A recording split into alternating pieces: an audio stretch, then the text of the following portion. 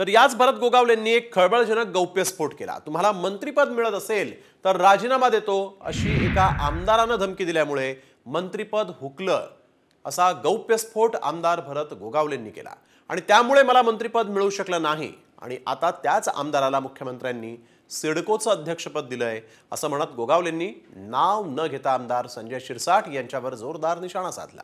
गोगावलेंना गांभीर्याने घेऊ नका असं प्रत्युत्तर मग संजय शिरसाट यांनीही दिलंय। साहेबांनी आम्हाला विचारलं असेल काय करायचं। एक जण बोलला मी 12 वाजता राजीनामा देतो, त्याला समजवला, बोलला तुम्ही मंत्रिमंडळाची शपथ घेतली का? मी 12 वाजता राजीनामा देतो म्हणून साहेबांनी कदाचित त्याला आता शिडकोचं चेअरमन पद केलं। लक्षात तर मला मंत्रिपद नाही भेटलं तर माझी बायको आत्महत्या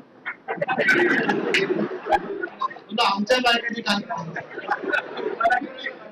हे काय लपलेलं आहे का? आता मी जर किती जरी म्हणलो की नाही तिसरा पक्ष आल्यामुळं आमचं ते मग वाटपामध्ये थोडासा गोंधळ झाला, मग थोडंसं आमचं मंत्रिपद थांबले।